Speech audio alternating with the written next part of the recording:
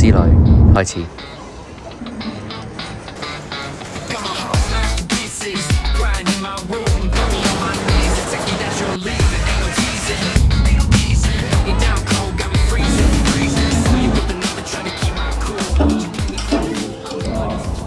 Hello， 大家好，我係 Walker。咁其實我而家又喺機場。今次我有一個 trip 啦，其實係 for 自己嚟講都係一個好重要嘅 trip 嚟嘅。點解重要呢？我哋片尾再講。順帶一提，呢個 trip 食咗我人生第一個食唔晒嘅飛機餐，因為真係搞唔掂。每一次嚟到泰國啦，我都會喺機場唱晒錢先再出市區嘅。咁我保證啦，戴翻個頭盔先。呢度應該係機場入面數一數二兌換率最靚嘅地方嚟嘅。雖然你入境之後攞埋行李落嚟呢度，其實係有啲轉折嘅。不過如果你之後係會坐鐵路出市區嘅話呢，嗰個閘口正正就係呢幾間鋪頭嘅對面嘅啫。但係如果你係 call 車嘅話咧，有機會兌完錢之後，你要擁住個行李碌翻上去Arrival Hall咧，先至可以上車嘅。啱啱咧過關嘅時候咧，咁咧就唔知排邊度啊嘛。咁通常都係好大個位，就你知道呢度要去過關啦咁樣。咁但係咧突然之間咧有個人咧就叫我哋咧你排嗰度啦，排嗰度啦咁樣。就有個特別嘅入口啦，跟住排到埋去嘅時候咧，原來係要俾錢先至可以，即係嗰個係一個 fast pass 嚟嘅。咁咧，但係咧，我哋而家咪要做嗰啲 visa 嘅。咁做完 visa 之後，我以為嗰度係一個做完 visa 可以落去嘅地方啦。咁點知原來唔係喎，原來係一個要收錢。咁啊無啦啦，第一下就已經冇咗啲錢啦咁樣。不過真係快咗好多嘅，我用咗2分鐘就已經搞掂咗啦。咁樣佢就再睇一睇收錢咁就得㗎啦。咁喺呢度都俾翻少少 information 大家啦。2025年5月1號開始咧，其實我哋去泰國咧都需要攞翻個 visa 噶啦，有少少似日本咁樣喺網上面登記咁就可以噶啦。當日買入嘅匯率咧就係4.12，賣出4.19，出到市區已經見到係3字頭。攞完行李唱完錢就揾翻自己個名咧，咁就可以上車噶啦。呢位橙色衣裳嘅哥哥呢，其實就係租車公司嘅職員嚟嘅。有一下我真係以為自己去園區㗎啦。不過其實呢間租車公司呢，我已經用咗好多次㗎啦。咁佢哋嘅職員其實每位都非常之 nice 嘅。非官方資料，泰國嘅雨季呢，我覺得每年應該係4月至6月左右嘅。咁咧前1分鐘呢，可能係天清氣朗啦，但係下1分鐘呢，就好似落狗屎咁㗎啦。放低咗行李，臨我哋就出發去 Jobbik Fair 嗰度咧，睇下會有啲咩嘢食啦。咁點知嚟到嘅時候已經變成咁嘅樣咯。上一次嚟嘅時候咧，呢度咧仲係超級多嘢㗎。咁但係而家嚟咧，已經變成一個廢墟咁樣。其實落車嗰下已經知道賴咗嘢㗎啦，因為2個大場變成咗一個勁細嘅角落頭。咁所以我建議大家咧，其實都可以唔使去。事後我先知道咧，如果你喺 Google Map 度 search Jobbik Fair 咧，其實係會出咗2個地址出嚟嘅，一個就係 RAMA 9，咁即係頭先大家影片見到嗰個人去留空嘅 Jobbik Fair 啦。新嗰個咧就係 RATCHADA 呢一個咧，先至係新嘅 Jobbik Fair。其實我過去望過咧，咁都係整齊啦，大致上面同之前嘅差唔多，但係已經冇之前咁熱鬧啦。大家 call 車嘅時候咧，記住留意翻後面嗰個地區啦。第二朝一早咧就出發去 Terminal 21，大家見到呢一格其實係酒店嘅 shuttle 嚟嘅，因為泰國好多酒店咧都未必真係好近個市中心啦，咁所以都會安排一啲 shuttle，大家就可以留意翻自己嘅酒店有冇啦，同埋提醒大家唔好朝頭，因為朝早都冇用。如果大家係諗住搭街邊嗰啲嘟嘟嘅話咧，記住上車之前講好晒價錢先至好上車。其實嚟到泰國呢，一樣走唔甩嘅嘢呢，就係要去搭 BTS 啦。咁但係買 BTS 咧嘅飛呢，其實我自己覺得係好有難度嘅，因為首先俾大家睇下啦，勁細啦，即係你路花都睇唔到，跟住你放大咗之後呢，咁如果你揀咗英文呢，其實有啲站呢，因為其實例如好似 Terminal 21咁樣啦，咁其實你就唔係有個站名叫 Terminal 21嘅。咁你就要睇翻，即係上網你要 Google 一下嗰個站名叫咩名，咁然後你就要喺呢度芸人海之中咧，要揾翻嗰個站出嚟，你先可以去到目的地。咁所以多數咧，我哋都會去到隔離呢個 station 咧，去問人嘅。去泰國咧，除咗要注意天氣之外咧，另一個問題就一定係塞車啊，塞到爆。如果大家想避開唔使花太多時間喺架車裏面呢，咁我相信搭 BTS 咧一定係最好嘅其中一個選擇啦。如果搭得啱嘅話，呢度呢，其實每一次嚟到泰國啦，都會嚟到嘅 Terminal 21。咁其實你次次嚟都冇乜太大嘅變化。咁但係每一次都會嚟，因為其實呢度呢就係嗰個 food court 係都比較多嘢食啦。咁同埋始終，咦呢度好似有啲特別嘢喎。呢個就係 Pop Mart 嗰個有間新嘅分店喺呢度啊。咁大家可以過嚟呢度睇下。感覺上呢，泰國嘅 Pop Mart 咧其實係多人過香港好多，佢哋排嗰條隊咧都係非常之長啊！有一間 Pop Mart 成日圍住咗個商場咧，去排咗一個圈，所以其實係比較瘋狂少少。其實咧 Bangkok 同埋芭提雅咧都有 Terminal 21嘅呢個 shopping mall 嘅。咁而呢個商場特色就係每一層咧，其實佢都會有一個國家去代表住嘅。咁而特別佢在咧就係佢個廁所咧，都係好有特色嘅，睇下今日有冇機會帶大家每一層嘅廁所都去睇一睇先啊！嚟到 Terminal 21呢個商場呢，其實每一次嚟到嘅感覺都差唔多啊！樓下一定有一個特賣場啦，跟住樓上有啲鋪頭啦。咁但係對於我嚟講呢，其實每次嚟到都冇乜點買到嘢嘅，因為啲 branding 都係大同小異咯，我自己覺得。冇景深。一如以往啦，咁呢度最尾都係冇嘢買走嘅。不過行呢度係舒服嘅。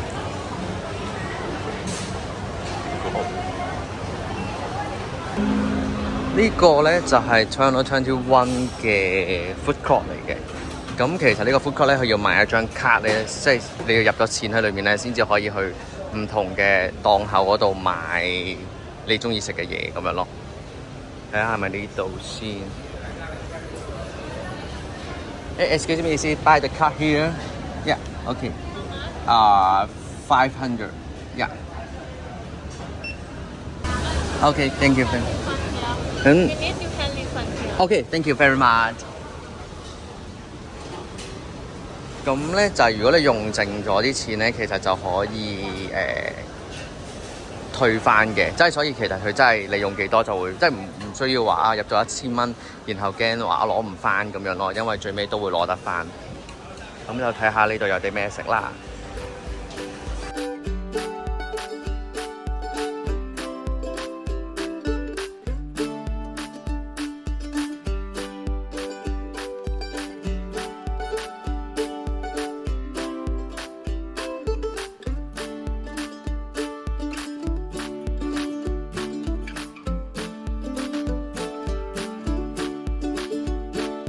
雖然張卡咧係可以 refund 嘅，但係你都要記得去 refund 先至可以攞翻啲錢嘅，因為好多時候食完嘢就會唔記得咗噶啦。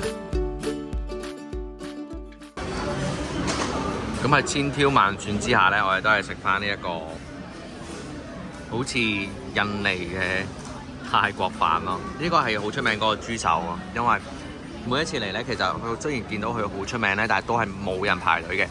咁所以之前都冇諗住特別試啦，咁今次就試一試啦。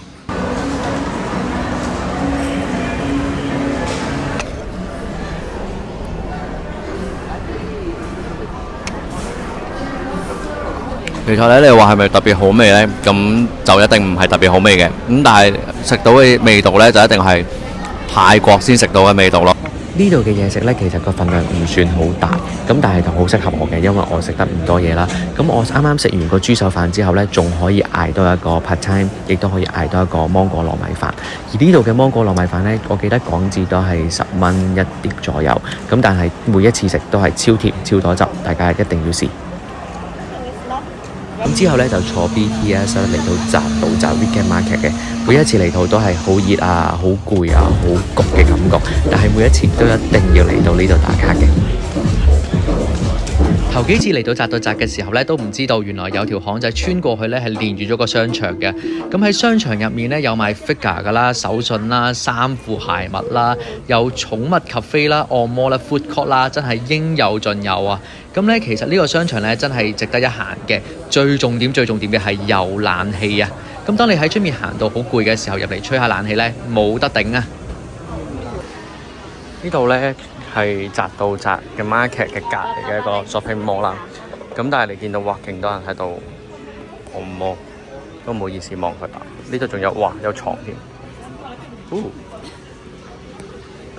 佢仲要冇開燈，搞到好似嗰啲呢，嗰啲咯。眼見呢個商場呢，其實有唔少嘅鋪頭都係賣 figure 嘅，有流行嘅 Labubu 同埋 Crying Baby， 甚至可能有一啲復古咗嘅動漫角色呢，喺呢度都應該會揾得到嘅。呢一間香薰鋪頭呢，喺扎道扎有幾間分店嘅，每一次去到我都會大量咁樣入貨買一啲 room spray 啦，噴下廁所，噴下屋企。咁同埋佢裡面有啲味道呢，就係模仿一啲可能係名店裡面嘅香薰味道啦。咁所以其實都比較特別啲嘅，大家都可以睇一睇。另外對我自己嚟講，全個扎道扎最應該推介嘅就係呢一個豬肉啊，因為呢個豬肉呢係我史無前例食過係好食嘅，同埋佢係幾蚊港紙嘅咋，大家一定要試呢個。我見到一啲朋友行扎道扎呢係有攻略，甚至可能有地圖有路線嘅。對於我自己嚟講呢，行扎道扎先行外圈，再行內圈，再行埋嗰個民商嘅地區，咁我就會完成㗎啦。咁所以我就冇太大壓力嘅喺扎道扎。嗰個呢就係我嗰次話嗰個多士啊。呢個多士呢其實都係聽人哋推介啦，之後每一次返嚟都會買一買。咁其實都幾好食嘅，佢有唔同口味，大家都可以按自己嘅口味選擇返啦。咁但係喺攜帶方面可能就難啲啦，因為佢係十分之脆㗎，咁所以大家可能盡量都係 hand carry 會比較好啲啦。好老實咁講啦，其實扎道扎對我嚟講買到嘅嘢真係唔算多，但係點解我都會好想去感受一下，因為呢一個感覺香港係冇嘅。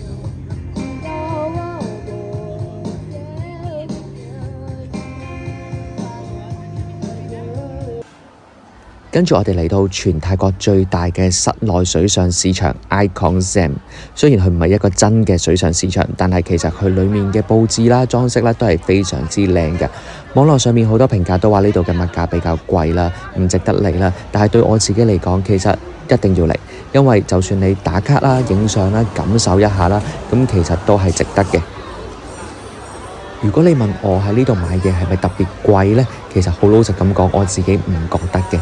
咁因為可能懷住一個旅客嘅心態預咗去消費啦，咁同埋加上我哋住喺香港呢個物價水平咁高嘅地方，其實嚟到呢度，我覺得價錢係接受嘅。之後發現呢，其實嚟到泰國呢，好似冇乜機會真係坐喺一間餐廳裏面食飯，所以就喺 Icon Siam 嘅頂樓嗰度呢，揾咗呢一間餐廳去食我嘅晚餐。喺呢啲環境之下食晚餐，咁其實喺香港真係冇嘅。喺嘢食方面冇乜特別，嗌咗個炒粉絲、龍船蝦餅啦，我叫佢做，咁就完成咗我嘅晚餐啦。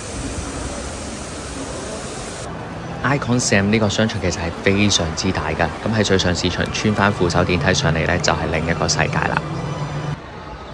如果大家夾到時間呢，我都建議大家係選擇黃昏或者夜晚嘅時間過嚟呢一邊嘅，因為 Icon Siam 呢其實就喺河邊啦。咁如果夜晚行出去睇到個河景呢，係非常之靚嘅。咁同埋特定嘅時間呢，佢都會有噴泉嘅表演啦。咁所以喺呢個夜景之下睇呢個噴泉表演呢，加埋啲燈光真係好靚。同埋喺 Icon Siam 嘅頂樓呢，其實都會有個空中花園係可以行出去嘅。不過如果有雷暴警告或者落雨呢，多數工作人員都唔會開放嘅，大家可以留意返。喺當日呢，其實就係哆啦 A 夢嘅展覽嚟嘅。咁但係因為落雨啦，咁所以就都係冇開放到入去。之後我自己選擇呢，就係 Icon Siam 嘅碼頭嗰度呢，直接坐船去中央碼頭，然後再轉另一格免費嘅接駁船去摩天輪夜市。因為其實兩個 location 都算近嘅，同埋喺泰國未試過坐船嘅朋友呢，就可以選擇呢一個行程，喺 Icon Siam 之後預留少少時間，晚上去摩天輪夜市。喺之前呢 Icon Siam 坐船呢係唔需要俾錢嘅，但係而家 Icon Siam 去中央碼頭呢一轉船呢，其實就要俾幾蚊嘅港紙咁樣。咁然後去到中央碼頭再等另一隻船呢，嗰隻船去摩天輪夜市就唔需要再俾錢啦。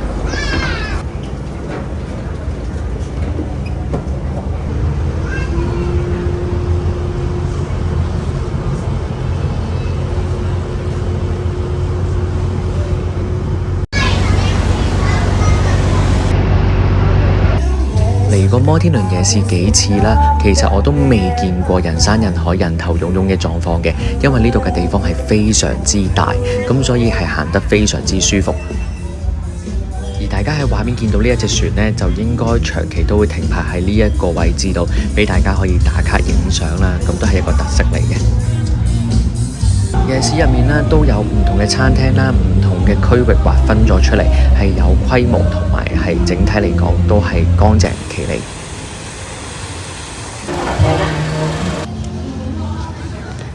當然呢度最大嘅賣點就係摩天輪啦。咁呢個摩天輪呢，其實就坐落咗喺河邊，咁所以其實就會飽覽晒附近嘅景色啦。咁而另外呢，都有啲遊樂設施嘅，包括好似鬼屋啊，同埋喺韓國嗰啲電影裏面會見到嘅雙層嘅迴旋木馬。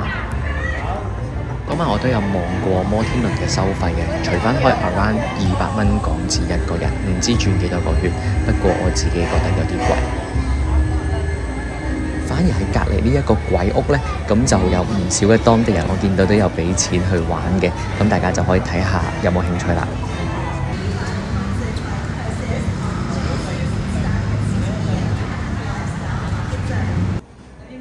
第二朝一早嘅行程呢，就係要去遠遊啊，咁就要坐2個鐘頭車去北柳府揾粉紅色象神同埋撈烏神。點解咁遠車程我都要堅持每一次都返去北柳府呢？係因為呢個地方俾我嘅感覺好泰國啊！呢度呢，其實真係非常近郊嘅地方啦，咁所以除咗數目字睇得明之外呢，佢基本上所有文字都係泰文嚟嘅，全部都睇唔明。呢度俾我嘅感覺呢，就有少少似係泰國嘅街市啊，有人曬鹹魚啦，有菜啦，有日常用品啦，係一個唔錯嘅體驗嚟嘅。喺粉紅色象神嘅呢一個區域裏面呢，其實你哋大家會見到好多似係熟悉又未必熟悉認得嘅卡通人物。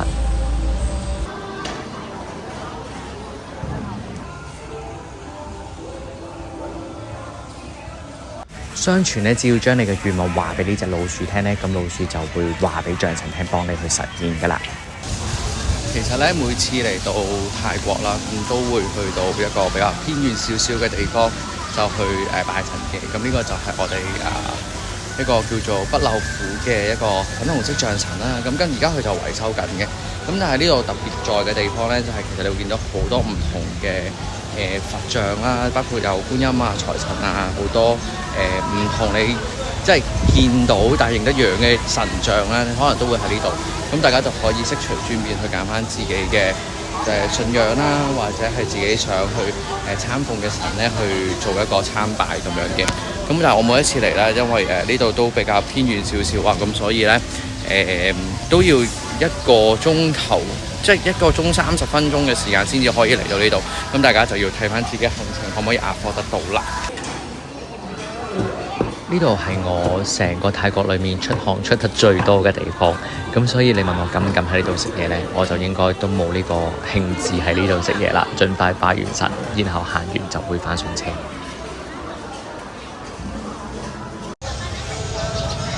同埋咧，每一次嚟咧都會去呢度撈烏神，就係講啲是非啊、小人啊咁樣，所以每一次都會嚟呢度。究竟2個神像大約嘅 background 係點樣嘅呢？咁呢度又可以俾大家參考一下。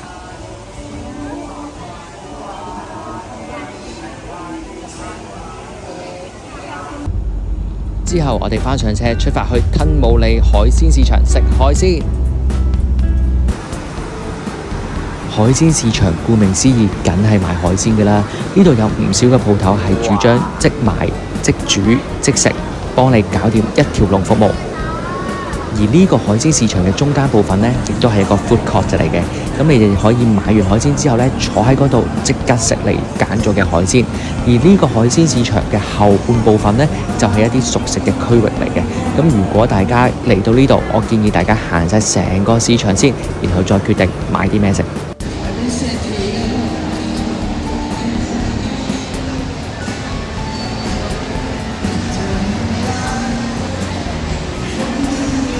嗰日第一樣嘢食嘅呢，就係大頭蝦，因為喺香港食好貴。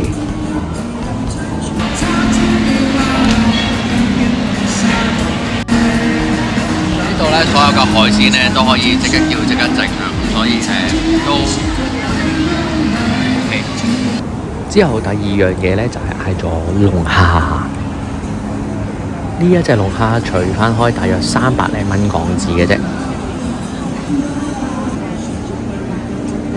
咁呢隻龍蝦其實我睇住佢喺個缸度，我自己揀完之後去攞去煮嘅，咁所以就真係非常之新鮮好味。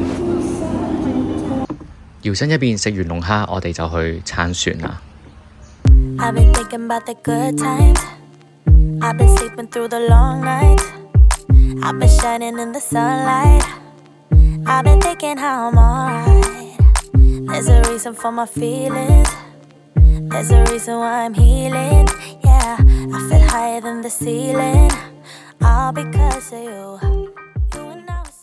呢間咖啡咧係非常之靚，非常之多打卡位嘅。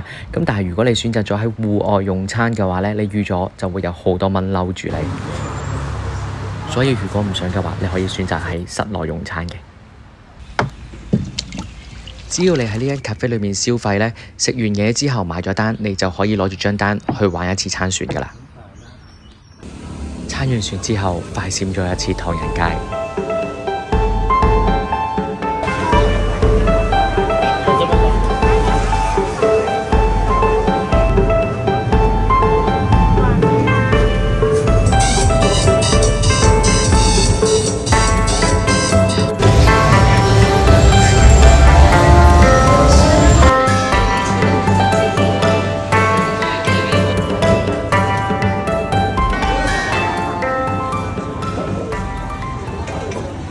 嚟到泰國又點會唔去四面佛還神呢？四面佛點樣去拜，點樣去還神？我相信網絡好多資訊㗎啦，咁所以呢度都唔特別再講。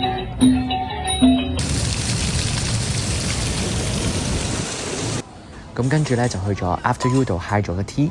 咁嚟到 Bangkok 嘅 After You 咧，當然就係要食佢芒果糯米飯嗰個刨冰啦。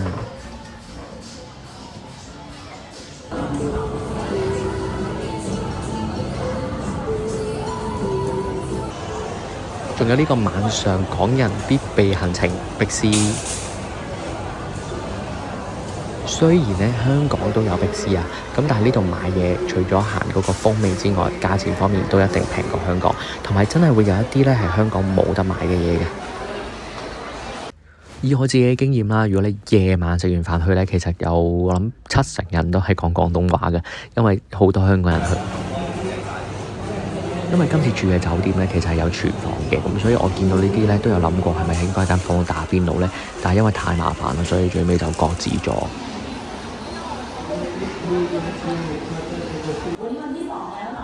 好多人咧話泰國其實好多靈異嘅事件啊，呢單算唔算呢？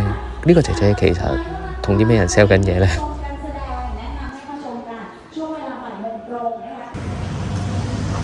喺片頭嘅時候啦，同大家講過啦，就係昨啲飛人咧，其實就已經人去樓空啦。咁咧，但係我哋就發掘到啦，或者係當地人咧，其實有一個推介最新最潮嘅夜市，就係呢個唔識讀名嘅，大家可以睇下個地址。咁如果大家下次去嘅話咧，可以參考下將呢一個飛人咧擺到自己嘅行程度，因為我自己行過，應該係我有史以嚟行過嘅夜市最有氣氛嘅一個嚟嘅。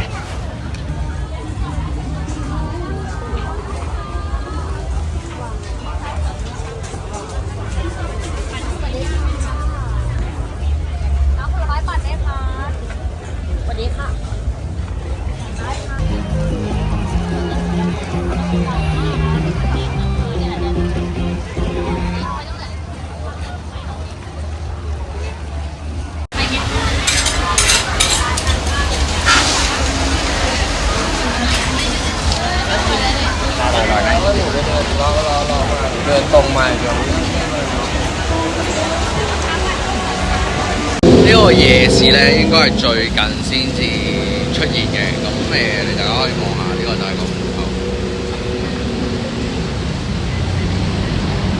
同埋裡面咧其實俾我感覺應該係我今次嚟嘅所有夜市裏面最多嘢食嘅一個嚟嘅，咁同埋佢都分得好清楚啦，有嘢食啦，同埋有買乾貨嘅地方，咁所以我覺得呢度都幾舒服嘅，只不過係可能啱啱落完雨就會比較難行少少咯。呢個夜市咧真係多元化夜市啊！有 live band 啦，有嘢食啦，有嘢買啦，濕貨乾貨都有啦，有小朋友玩嘅地方啦，甚至有摩天輪啦，有啲機動遊戲啦。呢一個眼前見到嘅摩天輪咧，其實我好想玩，但係一個人咧就驚唔 balance，所以我就冇玩到。你睇下，哇！揈下幾盞鬼啊！眼見咧摩天輪都幾受歡迎㗎，咁咧呢啲起碼你嗰啲咩樂園啊，全部都玩唔到呢個刺激感。跟住嚟個形人比賽，有超人啦、豬啦、比卡超啦、鴨啦、豬啦、熊啦、鴨啦，唔知咩啦。跟住仲有呢個咧水上嘅船仔啦，係俾小朋友玩嘅。呢個窗咧好多男仔玩嘅，應該就唔係貪嗰啲公仔，因為望嗰啲公仔全部都唔靚嘅。咁呢個夜市其實我覺得要食嘅嘢有啦，要玩嘅嘢又有。咁最尾咧，我係揀咗玩碰碰車嘅。無論你玩邊一款遊戲都好啦，其實都要買飛先嘅。咁買飛嘅地方咧就喺碰碰車嘅對面啊，有個好似康間亭嘅物體啦。咁你喺裏面咧買飛咧，咁就已經可以攞張飛去玩你哋想玩嘅遊戲噶啦。呢個碰碰車咧，其實貌似好似好平凡咁啊，其實一啲都唔平凡。嗰條安全帶咧，真係令到我非常之安全啊！只要有車撞我咧，其實我就會由左邊個位掉到去右邊個位噶啦。同埋個腳仔咧，其實係冇踩到嘅。我嘅意思係佢壞啊，唔係我腳短啊嚇。5日4夜嘅旅程咧，去到呢度咧，其實就告一段落㗎啦。即將會翻香港，咁我好多謝自己啦，俾咗個機會，俾咗個旅程，可以讓自己身心靈咁樣放鬆一下啦。去翻去香港面對一個新嘅工作環境，亦都面對一個新嘅人生啦。我自己咁樣認為。咁咧，亦都好多謝大家睇晒呢條片啦。咁我唔知道之後嘅旅程會唔會再拍片啦。我純粹係一個記錄俾自己記得呢一個旅程嘅發生嘅點點滴滴。咁啊，希望大家之後嘅日子都會生活愉快同埋工作順利啦。最緊要身體健康，拜拜。